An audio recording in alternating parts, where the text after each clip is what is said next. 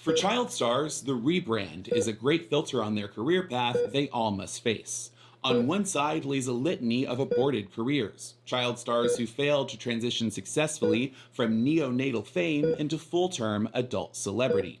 They are forever doomed to obscurity, making endless podcasts about their days in the sun for an audience of aging millennials desperate to hold on to the past. However, for a select few star fetuses, on the other side of this rebirth lays a life of continued fame, fortune, and possibility. But this is a notoriously difficult labor, and while some make this transition with ease, others experience complications in delivery. Now, are you ready? Because it's time for a public relations push. Push!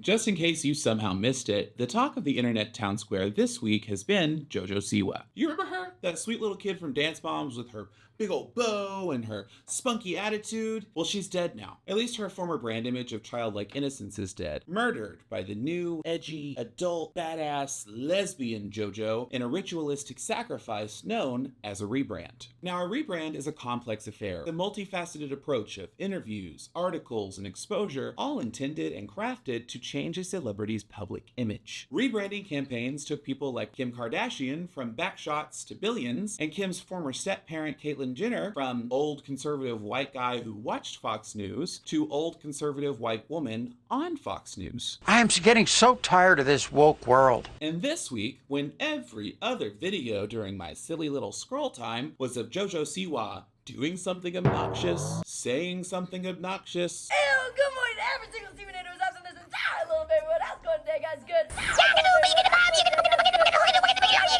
or singing something, trying to sing something, it became obvious to me and every other person who is trapped in this onslaught of cringe that JoJo is rebranding. As she wants you to know, she's a big kid now. Let her sit at the adult table at Thanksgiving.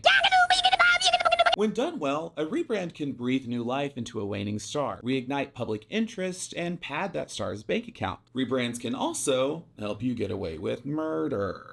Gotta keep your sense of humor. And I think that that's what we've been watching this week. Yeah, that's right. There's more to this Siwa-tuation than meets the eye. This rebrand is not JoJo's coming-of-age story like she and her team might want you to believe, but rather I think it's a calculated marketing response after an article published by the Rolling Stone in February threatened to put JoJo's aging career as a child star in the dirt. Now, that article and the incendiary allegations that it contained were a lit match, but JoJo's career and her public image have already been resting on a funeral pyre, and I just don't think that this rebrand is going to be enough to help her rise like a phoenix from the ashes. So let's make like a hairline suffering from tension alopecia and go way, way back to where it all began. Let's get to the pyramid. Next we have JoJo. You were 5th in the competition. You're 5th on the pyramid. Sometimes you act like a 5-year-old. JoJo Siwa always knew that she was meant to be a star. At least her mother did. You know, in your marketing dance mind, JoJo is the most commercial kid here. She just had to change a little bit first. Just a little bit. Just a little. You know, your hair is getting really dark. We're gonna need to lighten this up. I have been dyeing my hair since I was like 2, maybe 1.5. JoJo got her start on Abby Lee Miller's Ultimate Dance Competition, which got her a spot on Dance Moms. Now, on the show, JoJo was subject to the bullying and psychological torment of Abby Lee Miller. She deserves nothing. But watching JoJo succeed under these circumstances made her a reality TV star. After Dance Moms, JoJo signed with Nickelodeon, and Nickelodeon took a reality TV star and made her into a multi-million-dollar brand. I would describe JoJo's early aesthetic as childhood as imagined by Lisa Frank if Lisa Frank were a drag queen. It's an explosion of color all wrapped up in a bow, but actually, it's also very successful. I hate myself for doing that. They took this kid's face and just slapped it on anything and everything. At this time, she's racking up billions of views online and making millions of dollars under the guidance of her mother Jocelyn and Nickelodeon. And for a while, JoJo the brand and JoJo the person were at peace. Until they weren't. You see, the JoJo Siwa brand was a lot like Neverland, for children and eternal. But by 2020, JoJo's starting to suffer from Peter Pan syndrome. She's still dressing in the same bows and rainbow vomit wardrobe that she's always dressed in, and that same brand of childlike innocence that made her a success became a problem as she starts to face bullying and overall waning enthusiasm online. Now in 2021, JoJo came out as gay and does what every star with a career on the decline does: sign up for a season of Dancing with the Stars. And this is when I personally remember hearing about JoJo Siwa for the first time, because she and the show both became briefly relevant, but instead of using this momentum to do something good or make some good art, JoJo instead decides to become a Snapchat clickbait shitposter. I don't know, man. She's pretending to be pregnant a lot and then faking engagements. JoJo also gets involved at this time in some very messy, very public drama with her ex-girlfriend. And I just want to say there is a reason that L comes first in LGBT. Lesbians are the best and brightest of us, okay? Lesbians get shit done because they do the hard, Doc Martin boots on the ground work that it takes to make things happen. But all the Subarus in the world could not pull JoJo Siwa out of the mess that she made of her public image at this time, especially when she starts associating herself with a crowd of YouTubers that are known for questionable or even criminal behavior towards children. Allegedly. So JoJo decides to go back to her roots. Not the brunette ones, her reality TV roots. Yeah. JoJo and her mother Jocelyn start the reality TV competition show Siwa's Dance Pop Revolution, where hopeful young dancers compete for spots on a dance team called XOMG Pop. The XOMG Pop is going to fill the niche that JoJo herself is aging out of. They're going to go around the world, they're going to dance, they're going to sing, they're going to give concerts. But the one rule of empires is that they all crumble eventually. And that's the situation that JoJo and her mother Jocelyn found themselves in February when the Rolling Stone published an article about the alleged abuse that was taking place on the show. Now, I just want to say, everything I say in this section as I recount the article is alleged. All right? I do not need a JoJo Siwa branded cease and desist letter showing up at my doorstep anytime soon.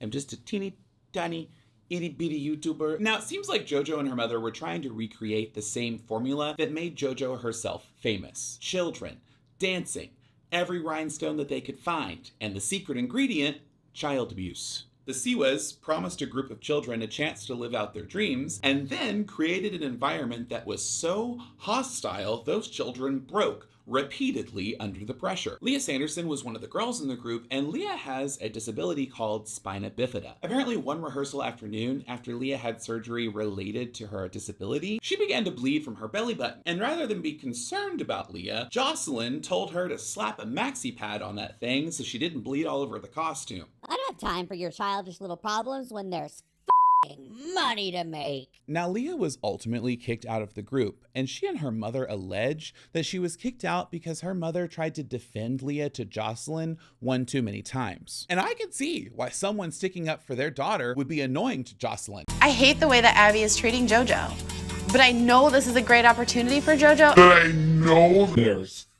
money to make. And that's what made JoJo a star. So obviously, it works. So shut up. Allegedly, JoJo herself also contributed to this toxic environment, berating them, trying to make them cry, and screaming that they sucked or that they would never be good enough in their ear while they were trying to perform. Anyway, this article is sort of the final nail in the sequined JoJo Siwa branded coffin. Now, JoJo needs a shift in public opinion, something so big and so drastic that she can bury this article under an avalanche of new press. Someone call the marketing doula. It's time for a rebrand. Warning, the following content is not made for children and may be disturbing or offensive to some viewers. May contain sexual themes, violence, strong language, dramatic scenarios, and flashing lights. Viewer discretion is advised. I want to examine this rebrand through JoJo's own words, kind of like letting her set her own grading rubric to highlight exactly why it's going so poorly. No one has made this dramatic of a change. How dramatic is it really though, JoJo? Bruh. Now you remember JoJo's signature high top side pony with a bow? Yeah? Well, that's just a high top side tail pony now. The bow is dead. Those over the top dance outfits that were an explosion of sequins and rhinestones and colors, well, her new outfits are totally different. They're sequined, rhinestoned, and in black. And the face makeup she used to do, that's black now too, because everybody knows that black really stands for big, lesbian, adult, can kill, badass. Frankly, this isn't a change at all. It's like someone just turned down the saturation settings on what JoJo has always done. It's just a monochroming of her old look. If you really want to break away from that image of a childhood star and be seen as a bad girl, edgy, badass adult, then you've really got to do it. Commit to the bit, do drugs, kill somebody. But this rebrand of I'm an edgy badass now and I'm different. I'm different. I swear it's different. Just seems like spectacle over substance. Also,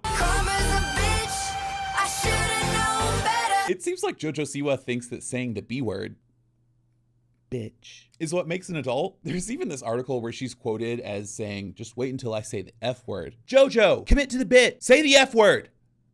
Frick. The following content is not made for children and may be disturbing or offensive to some viewers. May contain sexual themes. This is supposed to be sexy and provocative, I think, but it's not giving that. I thought JoJo liking women was the whole point. Now, I'm not a lesbian. I tried it in college, I kept the haircut, but I've read the literature, and I'm pretty sure that this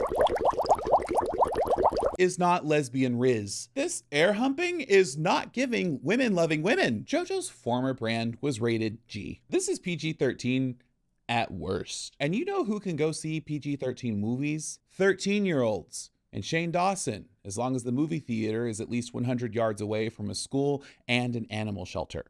God, no. This entire video just reads like a kid saying, look at me do a cartwheel, instead of an adult who's got something important and challenging that they want to add to the cultural conversation. A conversation that JoJo doesn't even seem to be aware of.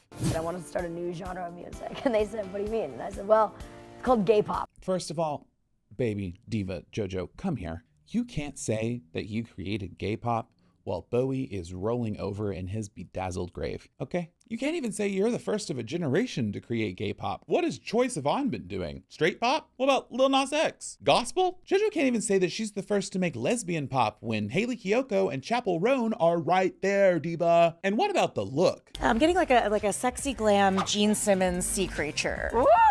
Going on here. You know, the amount of references that people have told me I look like in this video that I have no clue what they are is sickening.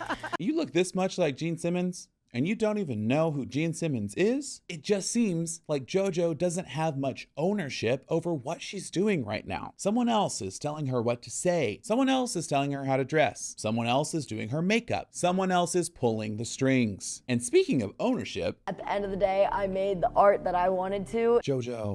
JoJo, no, you didn't make this song. This song was written for Miley Cyrus in 2012 by an artist named Britt Smith. And Britt ended up recording the song when Miley Cyrus didn't want it. Thou shalt not get caught on your lead, not just like me. Come as a bitch, I should've known better. Now, songs are sold to recording artists all the time, but to say that you are pioneering a new genre of gay pop with a song that you A, did not write, and B, that sounds worse than the first version is not only unoriginal, it's inauthentic. And while people may be watching the spectacle that JoJo and her team are putting on, people don't fall in love with inauthenticity. They fall in love with people they want to cheer for, you know? People love an underdog, kind of like JoJo was when she was a 12-year-old up against Abby Lee Miller, or I don't know, a child with spina bifida who wants to be a dancer? It seems like since JoJo was a child, she's been treated just like the dolls she used to sell. She's been bleached, bedazzled, and dressed up until she was a package that could make the adults around her money. It does seem like JoJo wants to be an artist. She's trying really hard. Just look at how hard she's dancing. It's not good, it's not bad, it's just hard. But if the dance is the only part of this rebrand that JoJo has done herself, that's just exactly what she's always done. She doesn't really have anything new or interesting or even original to say. The limelight that she grew up in also sheltered her and prevented her from forming an adult point of view. What she's developed instead is an inflated ego. No one has made, in my generation, this extreme of a switch. And I am the first in the generation. It is very scary, but someone's got to do it. And a tendency to say or do whatever it takes to get attention. And while some commenting on this situation have been quick to call JoJo a villain, I can't help but to feel sorry for her. Who was the real villain anyway? Dr. Frankenstein or his monster? With JoJo Siwa, I just see a person who is a product of a system that has exploited her since infancy. A stunted adult who is struggling to find her way, and yeah, it's self-centered, and yeah, she's a cringy nightmare, but who wasn't at 20? Well, not me, but you. And while her mother Jocelyn and the PR team that constructed this public humiliation ritual of a rebrand might be laughing all the way to the bank at the moment, in a matter of weeks, the internet horde will find a new clown in a different circus to throw their tomatoes at. And I know that nuance and compassion don't typically drive views, but I just find myself hoping that JoJo can find some good people to surround herself with who will love her for who she is instead of for how much money she can make them. I hope that if she wants to be an artist, that she can grow up and learn how to be a person instead of just a brand. And finally, I just hope that if she continues to make music, please, for the love of God, continue taking those singing lessons. And if JoJo really wants to be seen as an adult, I think the first step in acting like an adult is taking responsibility for what you've done, mother fricker. I think there are some kids who are still waiting on a check from merch sales that have their faces plastered all over them, and those same kids also deserve an apology. Say you're sorry. Well, why should I say sorry? If she doesn't take these steps, I'm afraid that JoJo's career will end up just like the millions of items of merch that have her childhood face slapped on them, in the garbage. Because what goes around comes around, and you know what they say, karma is a B word.